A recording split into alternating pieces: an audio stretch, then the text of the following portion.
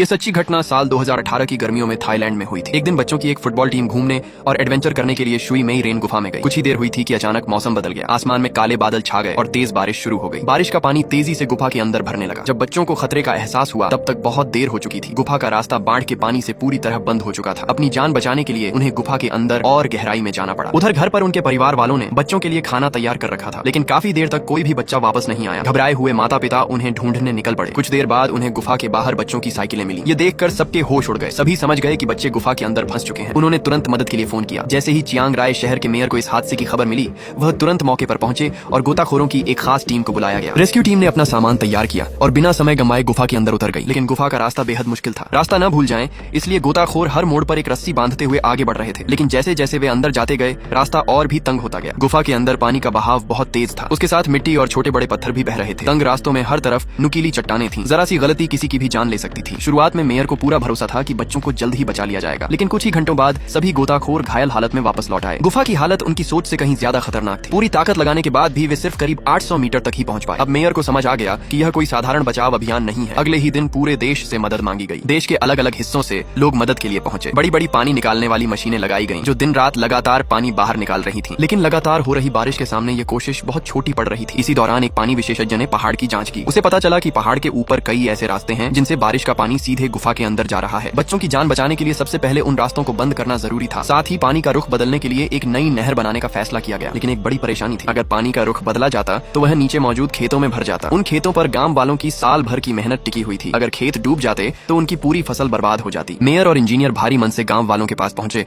और उन्हें पूरी बात बताई। उन्हें लगा कि शायद गांव वाले अपनी फसल बचाने के लिए मना कर देंगे, लेकिन ऐसा नहीं हुआ। गांव वालों ने बिना एक पल सोचे अपनी जमीन बच्चों की जान बचाने के लिए दे दी। उनकी इस इंसानियत ने हर किसी का दिल छू लिया। इसके बाद बड़ी मात्रा में पानी खेतों की तरफ मोड़ दिया गया। गांव वालों ने अपनी मेहनत की परवाह की बिना इंसान की जान को सबसे ऊपर रखा। कई दिनों की लगातार मेहनत के बाद आखिरकार गुफा के अंदर पानी का स्तर कुछ हद काबू में आया। लेकिन मुश्किलें अभी खत्म नहीं हुई थीं। गुफा के अंदर अनगिनत मोड़ थे। कहीं रास्ता बहुत तंग था तो कहीं बिल्कुल अंधेरा। बच्चों के फंसे हुए 5 दिन बीत चुके थे, लेकिन रेस्क्यू टीम अब तक उनका कोई पता नहीं लगा पाई थी। गुफा की कुल लंबाई लगभग 6 किलोमीटर थी, लेकिन इतनी मुश्किल हालत में टीम मुश्किल से 1 किलोमीटर तक ही पहुंच सकी थी। समय तेजी से निकल रहा था। आखिरकार मेयर ने दुनिया भर से मदद मांगने का फैसला किया। ब्रिटेन के मशहूर गुफा गोताखोर जैक को जैसे ही इस हादसे की खबर मिली, उन्होंने किसी बुलावे का इंतजार नहीं किया। उन्होंने तुरंत अपने दोस्त जॉन से संपर्क किया। पूरी बात सुनते ही दोनों ने बिना एक पल गंवाए थाईलैंड जाने का फैसला कर लिया। उसी दिन ब्रिटेन से 2 मशहूर गुफा गोताखोर जैक और जॉन हेलीकॉप्टर से थाईलैंड पहुंचे। रास्ते में उन्हें खाना खाने तक का समय नहीं मिला। वहां पहुंचते ही उन्होंने अपना डाइविंग का सामान तैयार किया और सीधे गुफा की ओर निकल पड़े। गुफा के बाहर मौजूद रेस्क्यू टीम ने पहले उन्हें रोक दिया, क्योंकि कोई भी अनजान व्यक्ति अंदर नहीं जा सकता था। लेकिन बातचीत के बाद टीम के कप्तान को पता चला कि दोनों दुनिया के सबसे अनुभवी गुफा बचाव विशेषज्ञों में से हैं। उनके नाम पहले से ही रेस्क्यू एक्सपर्ट्स की सूची में शामिल थे। दोनों गुफा के अंदर उस जगह तक पहुंचे जिसे केव नंबर 3 कहा जाता था। यह गुफा के मुंह से करीब 800 मीटर अंदर था। वहां से उन्होंने पहले से बंधी हुई रस्सी के सहारे और अंदर जाना शुरू किया। लेकिन अंदर का नजारा उनकी उम्मीद से भी ज्यादा खतरनाक था। चारों तरफ सख्त चट्टानें थीं। पानी इतना गंदा था कि कुछ भी साफ दिखाई नहीं दे रहा था। ऐसी हालत में जरा सी गलती उन्हें हमेशा के लिए गुफा के अंदर फंसा सकती थी। करीब 3 घंटे की कठिन मेहनत के बाद वे एक टी आकार वाले मोड़ तक पहुंचे। जैसे ही दोनों फिर से पानी में उतरने वाले थे, अचानक तेज बहाव के साथ चट्टानों का एक हिस्सा टूटकर गिर पड़ा। पानी का दबाव इतना ज्यादा था कि बड़े बड़े पत्थर उनकी तरफ बहने लगे। खुशकिस्मती से जैक और जॉन ने अपने अनुभव और समझदारी से खुद को बचा लिया। उन्होंने फैसला किया कि अभी वापस लौटना ही सही रहेगा। जब वे केव नंबर 3 पहुंचे, तब तक पानी का स्तर बहुत तेजी से बढ़ चुका था। पूरी जगह लाल और कीचड़ भरे पानी में डूब चुकी थी। वहीं एक स्वयंसेवक जो पानी निकालने का काम कर रहा था, बाहर निकलने से पहले ही अंदर फंस गया। जैक ने जॉन से कहा कि वह पहले इस स्वयंसेवक को सुरक्षित बाहर छोड़कर आता है, फिर वापस लौटेगा। लेकिन एक नई मुश्किल सामने थी। उस स्वयंसेवक ने कभी डाइविंग की ट्रेनिंग नहीं ली थी। पानी के अंदर जाते ही वह डर गया। कई बार घबराकर उसने हाथ पैर मारने शुरू कर दिए। एक बार तो उसने घबराहट में जैक की ऑक्सीजन टैंक तक हिला दी। फिर भी जैक ने अपना धैर्य नहीं खोया, क्योंकि बाहर का रास्ता ज्यादा दूर नहीं था। इसलिए वह किसी तरह उसे सुरक्षित बाहर ले आया। जब दोनों बाहर पहुंचे, तब मेयर को पता चला कि दुनिया के 2 सबसे बड़े विशेषज्ञ भी टी आकार वाले मोड़ से आगे नहीं बढ़ पाए। ये सुनकर उनके चेहरे की सारी उम्मीद जैसे खत्म हो गई।